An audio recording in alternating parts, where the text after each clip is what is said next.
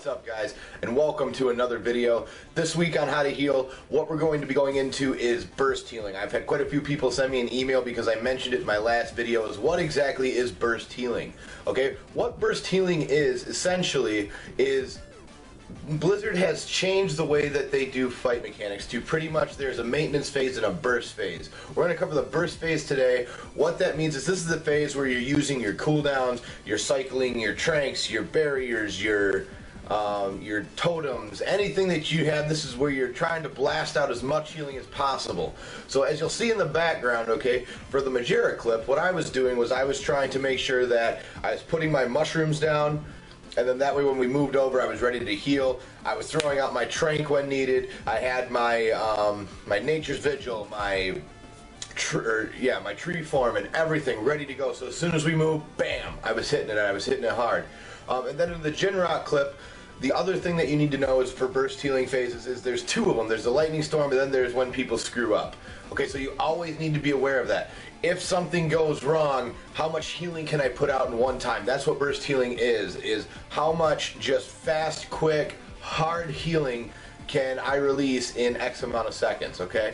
So as you'll see right here, we have a maintenance phase, right? It's all maintenance phase, so we're getting set up for our burst phase. What does that mean? We're trying to conserve mana.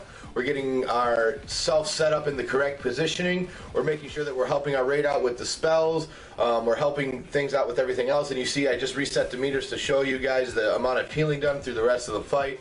Just because now we're standing in the puddle, we're getting ready to do that burst healing. Here comes all the damage. We're waiting, we're waiting, we're waiting. We know it's coming. We're all set up. We're not worried. This way we're not freaking out. There's the damage. Bam, bam, bam, bam. Here it comes. Here comes some more damage. Bam, bam, bam. Everybody's healed up. And there's nothing to worry about right here, right? The rest of the fight, we're on top of it. The healing meters don't get low. And that's what burst healing is, guys. It's the ability to not freak out when health bars are low because you're set up for the incoming damage. You say, okay, I know this ability's coming. I know this ability's coming. This is when I'm using my cooldown. What other cooldowns do I have? What minor cooldowns can I use to help in between in case there's a big problem? But for this burst setup, I've got this and this set aside, in position and ready to go for this exact mechanic. That's what burst healing is, guys. That's how you get those monster numbers. I'm only 483 gear. I don't care about my gear, my Resto Druid, as long as I can get into LFRs. But as you can see, I was beating a guy who had over a 500 item level very simply because I knew the mechanics and I knew what burst healing was.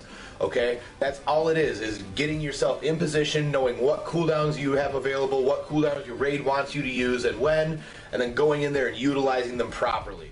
That way you're set up, you're not wasting a ton of mana trying to catch up heal, because remember, reactive healing is fail healing. We need to be proactively healing. We need to be expecting that incoming damage. We need to know when it's coming so that we can burst out a ton of healing, keep our raid alive, move on to the next boss, and collect our loots. Hope you guys like this one, and we'll see you next week.